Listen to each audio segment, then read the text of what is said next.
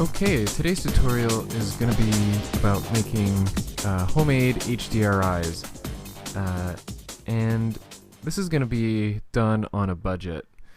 So, I mean, if you wanted to do this properly, what you would do is you would get like a full frame camera, like a 5D Mark II or 5D Mark III, and you would, attach an 8mm lens to it, and then you would take your bracketed exposures through that.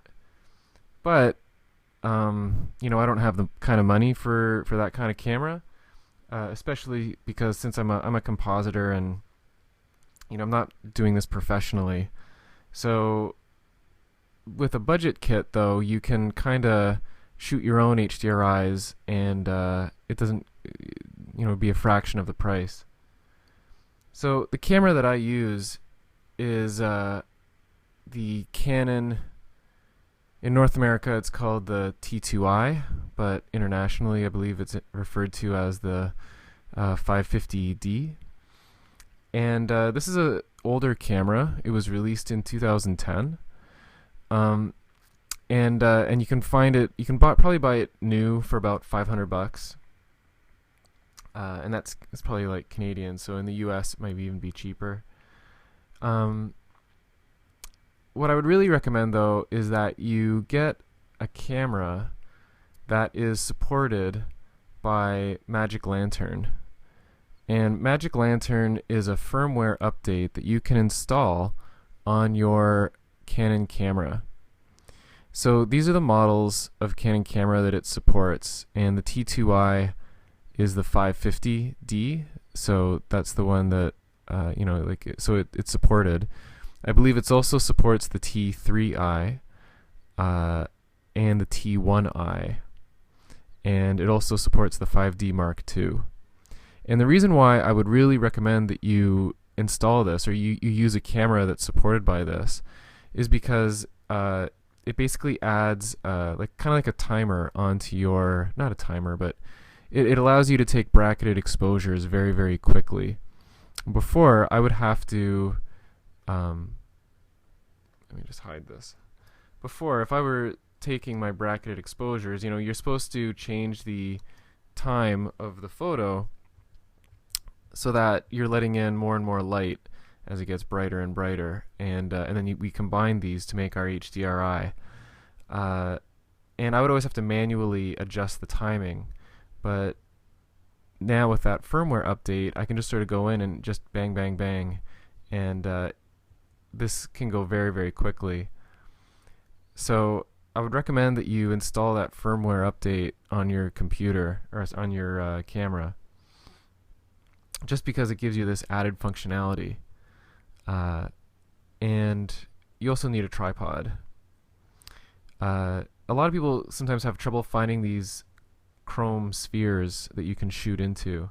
And again, this is kind of like the budget way of doing this. If you were doing this professionally, you would shoot with an 8mm lens, and you get much more fidelity, and you get much more resolution, and it's just generally easier to work with.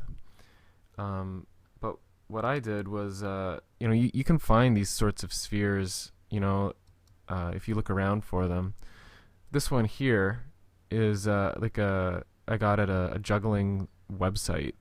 They sold chrome spheres, but I've also seen them like in grocery stores. Sometimes where you buy flowers, they have like these as decorations that people can put in gardens. I've also used Christmas decorations to shoot, and then I bought a Christmas decoration once for like $2, and I was able to use that to shoot into. You just need a reflective sphere. Obviously, the bigger, kind of like the better, because you want to remove the image of the person shooting in it. So you take your bracket, and so the bigger the sphere, the smaller you would be. Also, in your camera, if you have a zoom lens, that's great, because then you can be further away, and then you would be much smaller in the picture. But I'm doing it just with kind of like a standard lens, and like a consumer level camera. And I took about 6 or 7 exposures, and so you can see here what it looks like. And you should take it, if you're doing this sort of homemade one, you should take it from 2 locations, one sort of straight on and then another one at 90 degrees. And so I have 2 sets, one from one side and one from a 90-degree angle. And I'm going to use Photoshop to merge these together. Now if you don't have Photoshop and you only have a license of Nuke, on Nukepedia there is this sort of set of gizmos that you can download and install. It's called JOPS, and if you go to the website major-kong.blogspot.ca, this guy who is a developer on Nuke has released this set of plugins. Well, they're gizmos really. One of them is like a rigid body solver that you can run rigid body simulations inside of Nuke.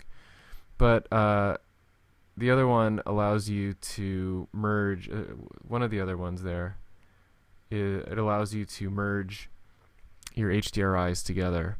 Now when I've done that, I've found when I've used this tool, I've had some kind of odd coloration, but if you have nothing else, it's probably better than nothing. And it could be that I was just using it wrong. Although, and he has a video tutorial. Or maybe my pictures, maybe there was something weird with them or something like that. So anyways, inside of Photoshop, I'm just going to go to Automate, and I'm going to say Merge to HDR Pro. And then I'm going to Browse, and I'm just going to bring in the pictures that I took. So here's like that first, you can sort of see in the thumbnail it goes from dark to bright, so I'm bringing in the one over here. And I used a tripod, so I shouldn't even have to align source images, but I'll keep that checked on just in case maybe my tripod slipped slightly. And what it does is it's going to bring in those, I think, 6 or 7 files. And you can see here that Photoshop's going to kind of merge them all together. And if you look down here, the EV, the exposure values, it goes from -6 to almost +8. So we get a really wide dynamic range inside this image. And when I go over here, you just gotta make sure you don't want to save it to 16-bit or 8-bit, because what that does is it allows you, it's more for like artistically trying to bring the highlights down and bring the shadows up. You may have seen some people try to make images that way, but what we want this is to be set to 32-bit. And once I have that, I'm going to click OK. It's going to create this, and you can see up here in Photoshop it's going to say it's a 32-bit file. I'm going to just crop this very roughly, because I'm going to do the fine-tuning inside of Nuke, but I'm just going to do like a kind of a rough crop just so that the file is nice and small. So I'm going to hit just return, and I'm just going to go File, Save As, and I like to save these shots. Just go over here. I'm going to save it out as a radiance map in HDR. Now radiance maps aren't as efficient as EXR files, but I know that a lot of programs can take these files in. So it's going to be an HDR file, and I'm just going to click Save for that one. This is going to be my position 1 HDR file. And when that's done, I'm going to close it. I'm just going to do the exact same thing for the other one that's at 90 degrees. I'm going to go in here, say Merge to HDR Pro, browse for the files, and then I'm going to just grab the second bunch of exposures that I have there, from here to here. I'm going to click Open and click OK, and it's just going to do the same thing that it did before. So it's probably going to be just boring to watch, so I'm just going to pause it unless it goes really quick. Oh, it's fast enough. I'll just do it here, and you can see that the exposure values are the same numbers that I had previously, and I'm going to click OK. It's going to create a 32-bit file, and I'm going to just crop it very roughly. Hit return, and then I'm going to save as, and I'm just going to save this out. So HDR training, position 2, but save it as a radiance file, HDR. It's a very old file type, and it's not efficient, like I said, but a lot of programs can take it. So once I have these, now actually the next step is I'm going to go into Nuke. And in Nuke, I'm going to bring in those two HDR files. So over here I have position 1 and I have position 2. Now the big problem is in both of these, you know, I'm right in the center. So it'd be nice, because we don't want this in our 3D program and it renders, if we use this as like a reflection map, I wouldn't want this to be used, like, I wouldn't want to see the reflection of myself in there. So the first thing I'm going to do now is I'm going to bring in a crop and just do more of a fine-tuned crop. I'm just going to bring this down and bring it right to the edge of the sphere. And this was just something I used to hold it so it doesn't roll around, but it's at the bottom, so it shouldn't make a big difference in our renders. So I have that. I'm just going to hit reformat, and that, because the way the crop node works in Nuke is it just brings it in and it just erases this, but the size of the frame is still the original size unless you hit reformat, and then now it'll actually have resized it. And I'm going to do the same thing over here on this one. I'm going to just drop down a crop, and if it's a bit dark, I'm just going to brighten it up a bit just so I can see this a little bit more clearly to make sure that I'm not clipping any of the sides of my image here. And then hit reformat on that. And just double check this one. Yeah, so everything looks cool. So now that I've cropped this in, the next step is to use a node called Spherical Transform. And what Spherical Transform can do is it can unwrap your mirror balls. So you can see over here, there's the mirror ball, and the output is set to a latitude-longitude map. And that's great. That's what we're going to work with, it as a lat-long map. But what I want it to do is, I want this to, a lat-long map should be twice as long as it is tall. So I'm going to go down here, I'm going to go new format, and I'll call this lat-long. Doesn't matter what the name is, as long as you give it a name. And the file size, I'll make it 2048 by 1024. And again, you could whatever size you want as long as it's cut in half. And I'm going to click OK. So if I examine this, you can see that we get a pretty nice kind of view of the environment here. The main problem is the area over here and over here. We're getting major distortion because the mirror ball does a pretty good job of getting almost all the environment. Like this is all the area that's kind of like behind me and off to the sides, but the area right opposite of the mirror ball, you get this kind of major distortion. And we ideally would like to remove that. So we can. That's why we took the position, like the other shot from the other position. And we also want to get rid of me sitting right here in this chair because we just don't want me to be in the environment.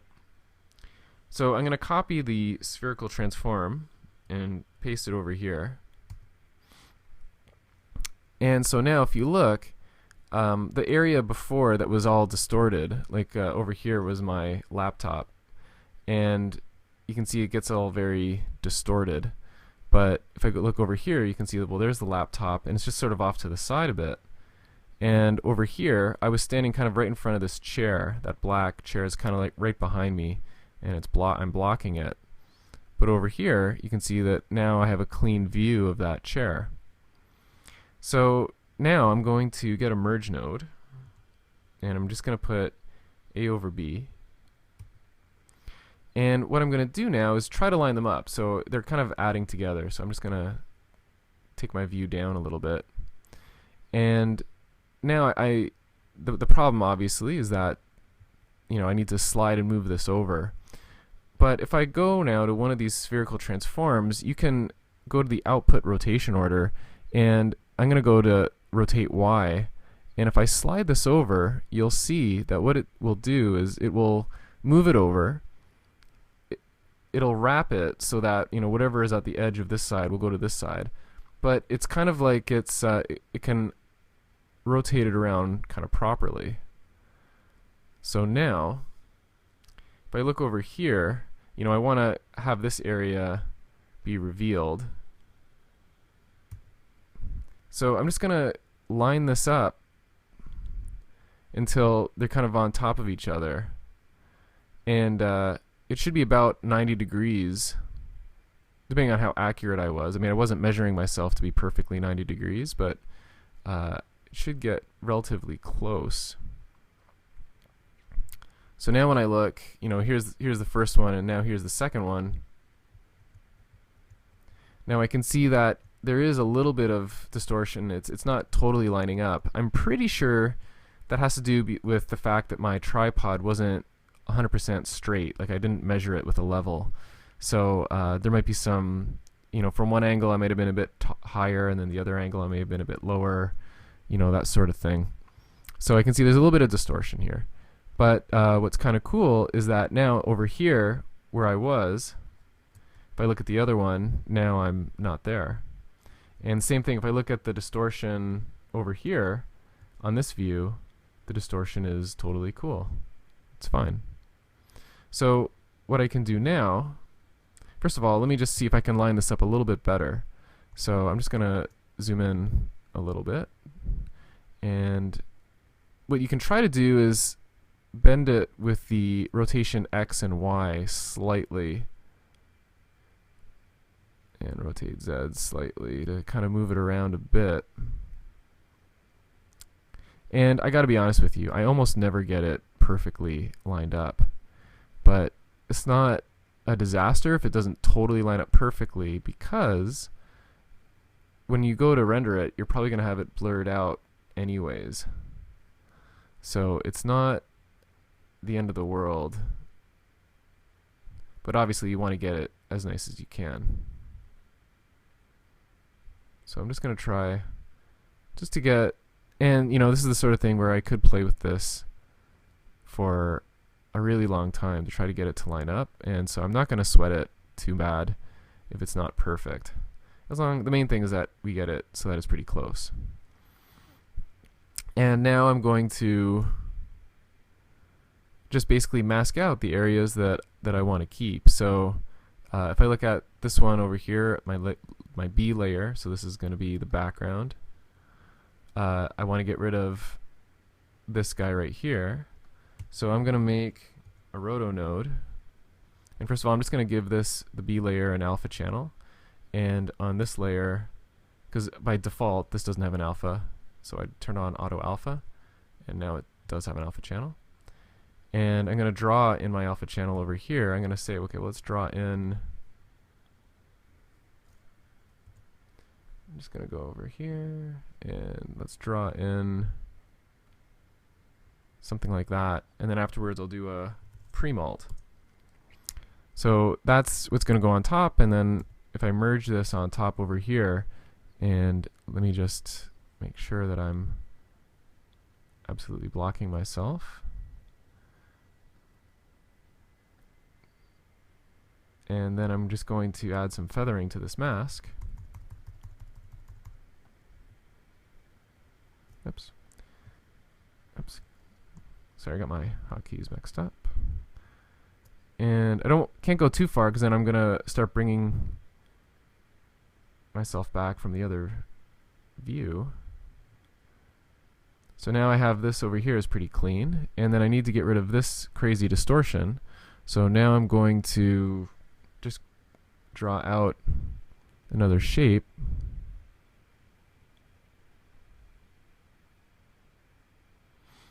like that. And if I go too much, then I'm going to bring this one back. And I think the way the sun was shining, it was casting a bit of a shadow over here. So if I go like this, that's why this one is a little bit darker. I may just want to color correct that just to match it a little bit better. But let me just sort of get this drawn in.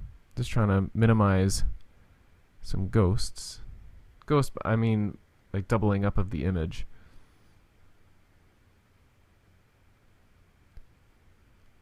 So I have this over here now. And this is just where the shadow, you know, from the sphere that was sort of hitting the ground over here. I just want to maybe lighten that up just a touch. So after this has been merged together, I'm just going to, or actually, there it is here. And I'm going to just bring in maybe like a color correct, hook a mask up to the color correct, and then I'm just going to maybe take this area here and pull that out a bit. And I just want to maybe brighten that up just very, very slightly, maybe like a little bit of a gamma improvement or brightening. I mean, it's not the end of the it's not a total disaster. What I could do is measure the brightness here, so 0.04, 0.05, 0.04. This one is, and what I sometimes will do is I'll write this down in a sticky note. So I'm just measuring the brightness here, and 0.04, 0.05, 8, 0.043, and then I'll go over here, and then I have to get that to match, so that's 0.04. This should be a bit brighter. This should be, and actually maybe instead of gamma, I'll just use gain and see what that gets me. So this should be 0.058.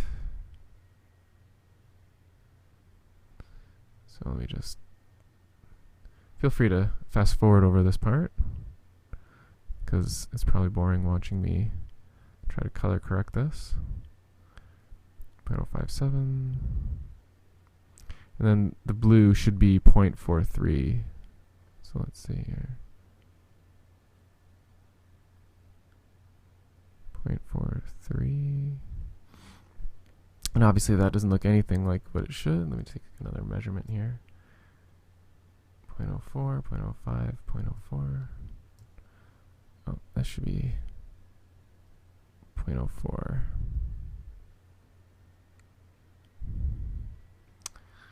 Not quite. It's starting, like this color here actually matches that one here, but I'm getting like this ringing around it. Let me just see what it looks like here. So I have that. Oh. Let me pull that in a bit. Over here. A bit more softness.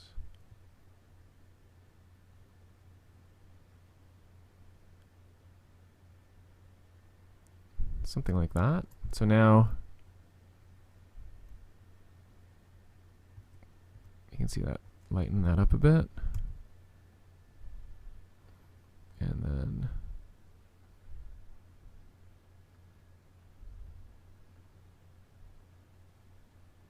let me just,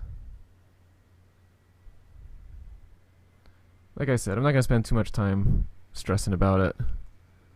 Didn't really, well, it brightened it up a bit, but it's not perfect. But like I said, it's not going to make a huge difference in our renders.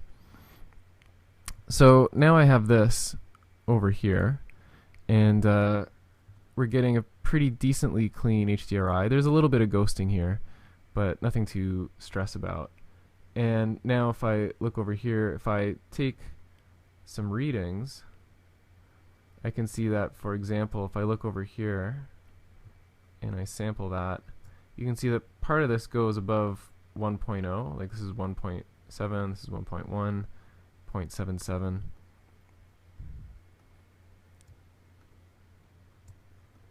whereas the area over here is quite dark.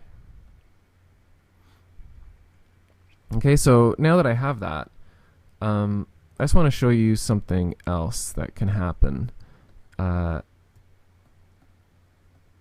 If I attach this onto a sphere,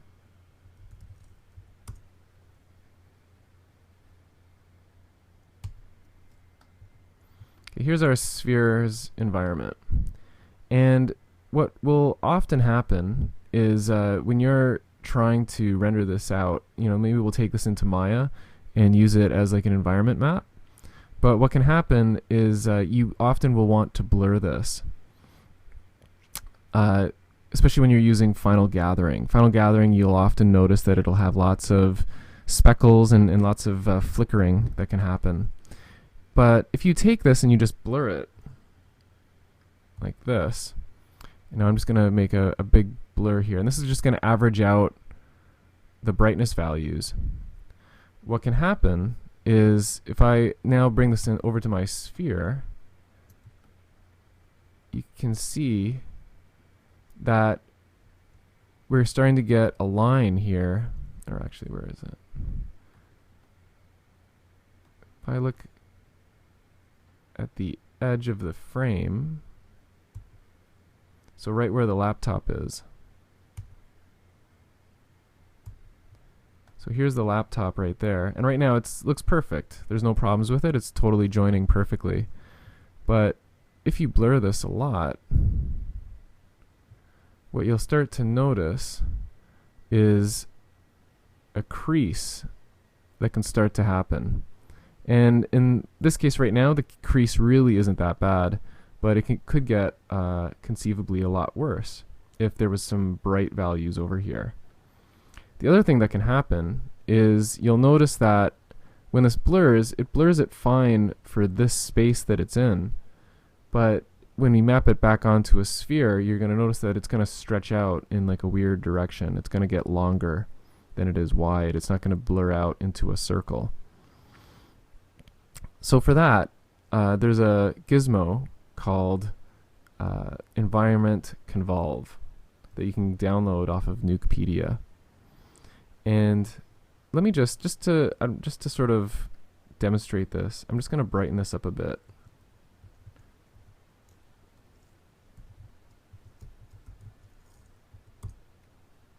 So I'm just going to drop down a multiply here, and I'm going to take this so it's quite a bit brighter. Okay, so I'm brightening up my scene quite a bit. And now when I look at the sphere after it's been blurred, now you can see we get that crease happening right there. So that's not cool. And the blur can really kind of stretch quite a bit. And it stretches kind of incorrectly because it doesn't stretch as it would on a sphere. It stretches on this flat image. And it's not quite the right kind of proportions. So if I go back over to Nukepedia, there's a gizmo called Environment Convolve.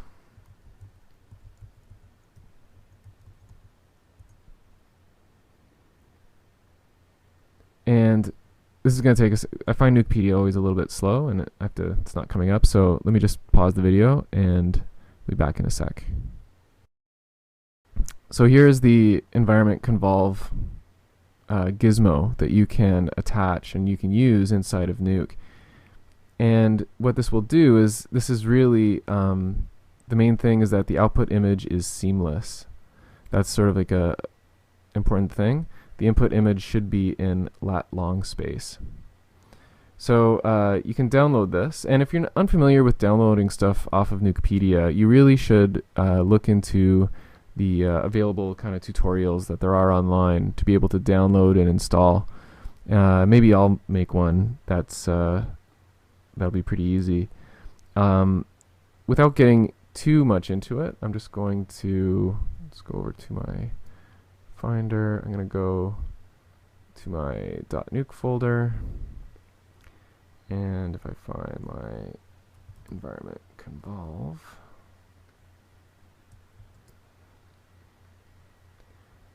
now I have a bunch of different .menu.py files. What I'm just going to do right now is here I'm just dropping this into my .nuke folder. That's at users, then your username, and then you have a folder in there called .nuke. This may be hidden if you're on a Mac, so you can just go and say go to folder, and then just use the little squiggle there. That means the home folder /.nuke/ hit go, and it'll take you there. There's the Gizmo over here, and I'm just going to save my file in Nuke and then restart Nuke. So I'll just save this onto my desktop. Just going to quit Nuke, and then I'm just going to start it up again. When it starts it up again, it's going to search through that directory, and I'll just restore this guy. And now I'm going to, this is kind of like the cheap way of installing a Gizmo. It kind of makes a mess out of your user interface. You just go down to the miscellaneous, you go all plugins, and you hit update. And now if I type the name of the Gizmo, there's the environment Convolve node right there. So now, instead of the blur, I'm going to go over here, and it's going to run this. It takes a second for it to do all the calculations. I'll probably edit the video here. There we go. This is a little bit too much of a blur, so I can just maybe take that down a bit, which is weird because I'm bringing it up. But now you can see what this looks like with the Convolve node applied to it. And the big difference is that now if I go in and I drop down a sphere and I look at this, okay, notice that if I look at the other one that I had before, you could see that there was like that's where the crease is, okay? But now if I look at this one, after the environment Convolve, no crease. Okay, it's in the same area.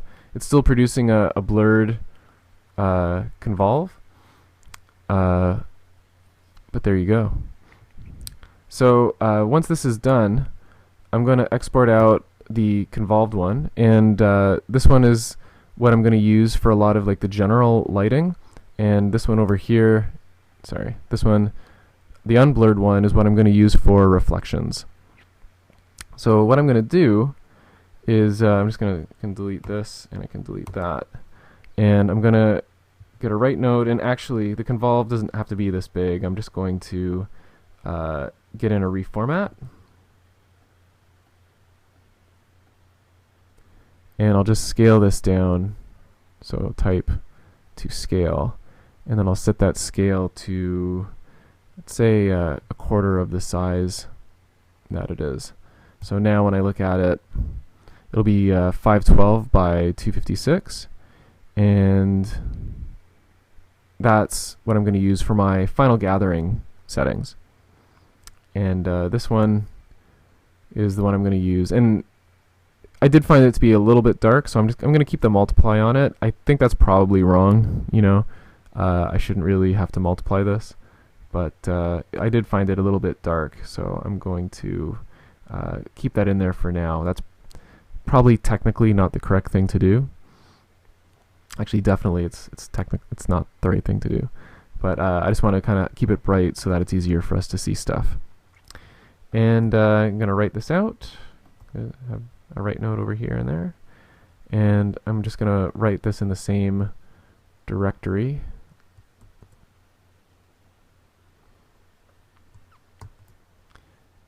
And I'm just going to say this is small .hdr.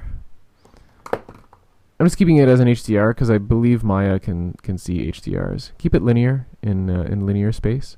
HDRs should always be linear. And I'm just going to render out one frame of this, and then this one over here. Oops. Just gonna write that out as sharp, and then keep that as linear, render 1 frame of that. And I'm just gonna pause the video and I'm just gonna get stuff ready in Maya.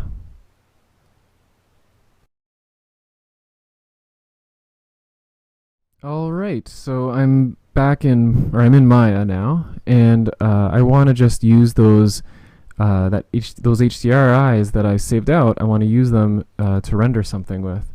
So now I'm going to drop down just a plane, and I'm going to import in some geometry. And I just want to rotate this guy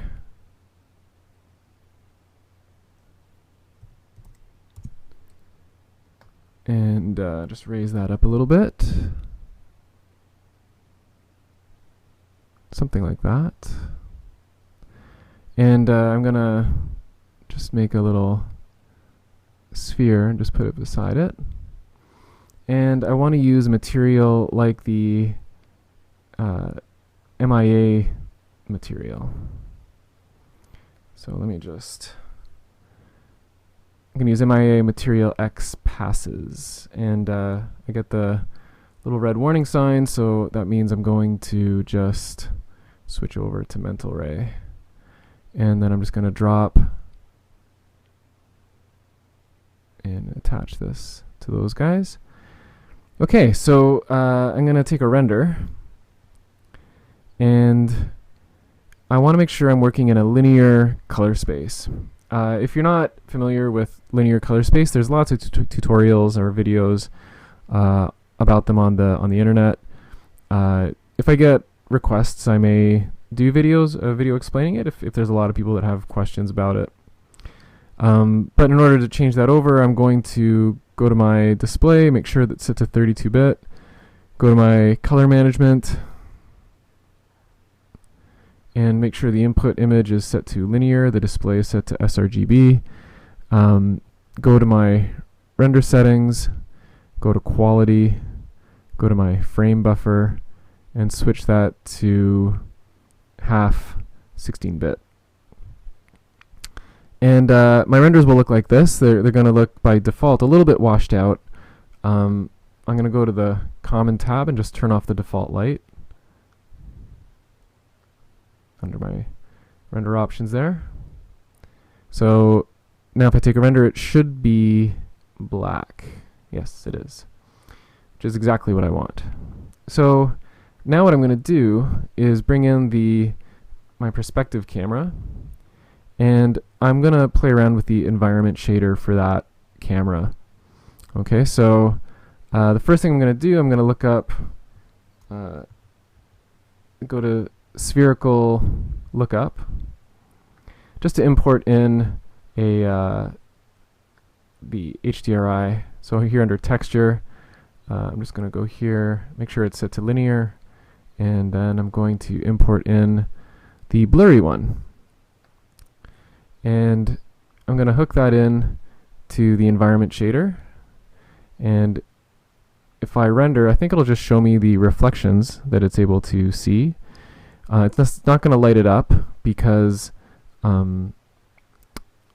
don't have final gathering turned on, so there's no diffuse lighting. One thing that you should notice though is that the reflections here are very blurry, and that makes sense because that's what the environment is right now. It's very blurry. But if I go and I turn on the final gathering, now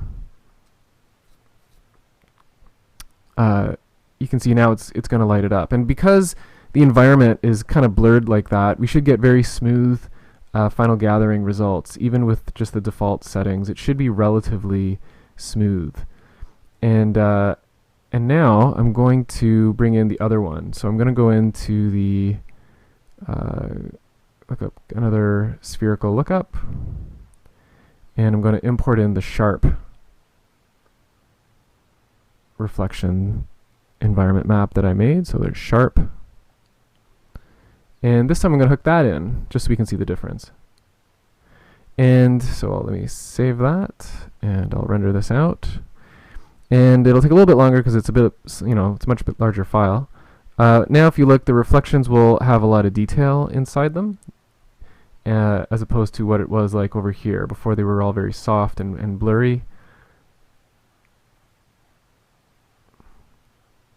And what might be interesting is if I turned off all the reflections in my material, and I'll just make this a little bit darker. And if I render this, and then I'm going to save that, and then I'll replace it with the smoothed one, render it, and now it's kind of subtle, it's kind of hard to see.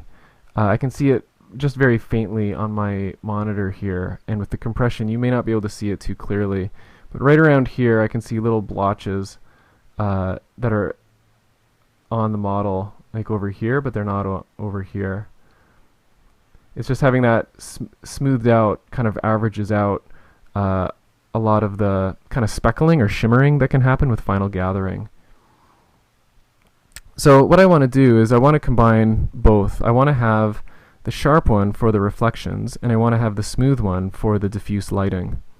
So in order to do that, what I'm going to do is load in a material that you can get from the MIP group of shaders, Mental Images Production Shaders. Now, the Mental Images Production Shaders are shaders that you can expose inside of Maya, but they're not exposed by default. So if you want to use these, I mean, if you do a Google search for MIP Maya, you'll find help on installing them. If I get enough requests, then I may do a video just on these if people really are having trouble installing them, but it's pretty straightforward. If you do a little bit of a Google search, you should be able to find it pretty quickly. So I'm going to bring in an MIP ray switch node. And what the ray switch node does is it changes the rays that are being shot out into the scene, and it can change what they're looking at.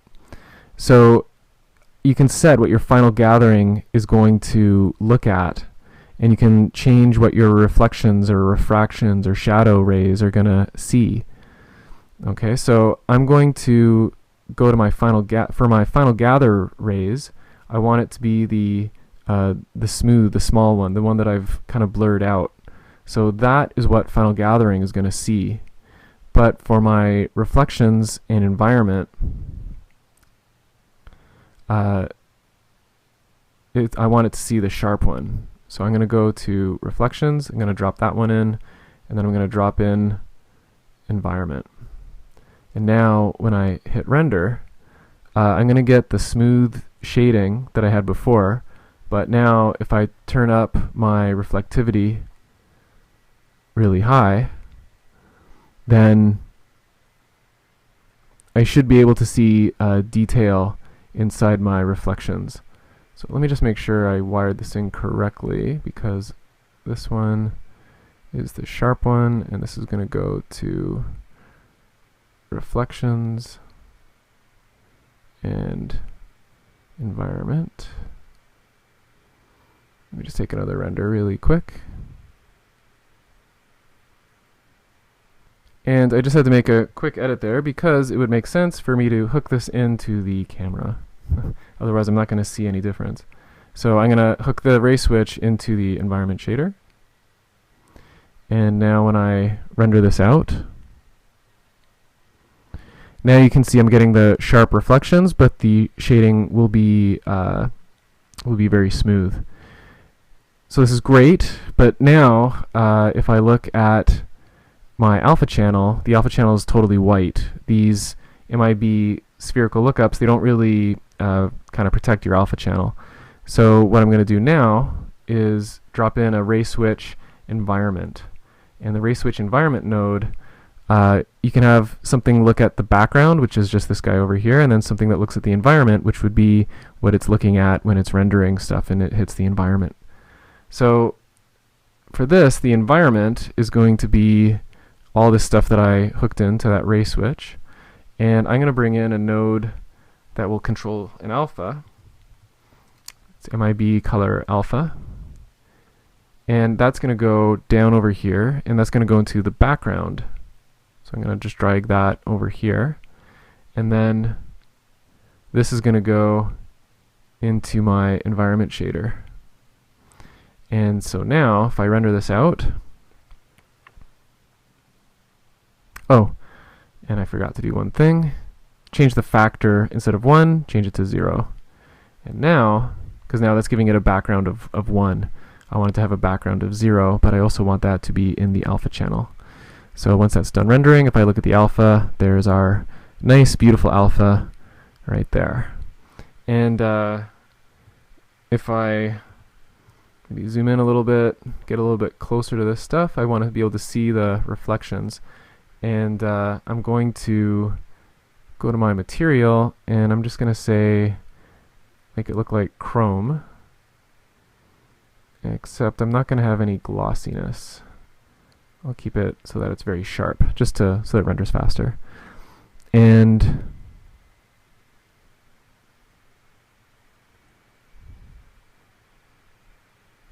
now you can see this looks a bit weird. It's kind of interesting. You know, you can see that we're getting the nice reflections over here, but you can see that this doesn't really behave like Chrome, and that's because Maya, like everything about it, is set up to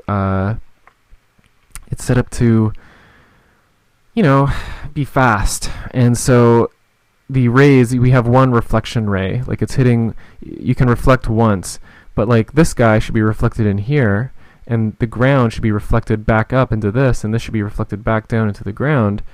So I'm going to go to my render settings, and you may notice, if you look at my render settings, they may look a bit different than yours. Like under here I have render using unified sampling. A lot of stuff in Mental Ray is hidden, and I'm not exactly sure why, but there's like better anti-aliasing, like faster anti-aliasing than what's usually exposed to you. If you go to the blog Elemental Ray, which is right here, this is like the best blog when it comes to using Mental Ray. It's very modern, like it's posted to fairly regularly, and they just have like all the sort of cutting edge stuff when it comes to Mental Ray, and a lot of stuff that's kind of hidden. They have scripts on there that you can install. Again, if I get a lot of requests, I could do maybe a video on this. But it really depends on, you know, if people are interested. You can read this yourself and figure out a lot of stuff. There's a lot of really cool things on there. So you may notice that my render settings look a little bit different. So I'm going to go to trace options, and I'm going to go to reflection depth, and I'll set it to 2, and that will obviously take longer to render. But now you can see that now it's like reflections. This is reflecting down into the ground over here, and this is reflecting back up, and so we're getting more kind of accurate reflections in there. You may need to set it to maybe about 3 in order for this to really be reflecting properly and into Chrome and stuff. Like, you can keep on going. I think you could almost go infinitely into this, because you can see this part here isn't really reflecting everything, but it's reflected over here. So if I set my reflection depth to 3,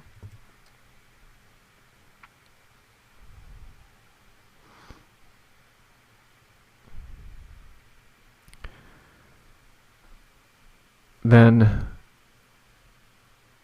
just more and more stuff is reflecting properly.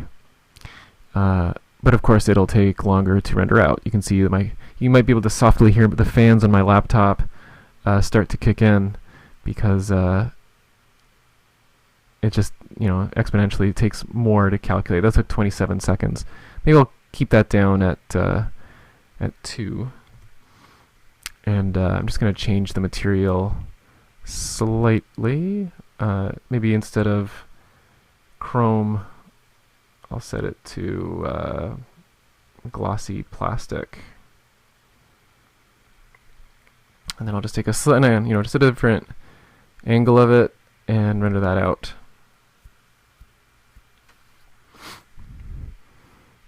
So it makes a really big difference when you have an actual environment map that you're using that would fit into your scene.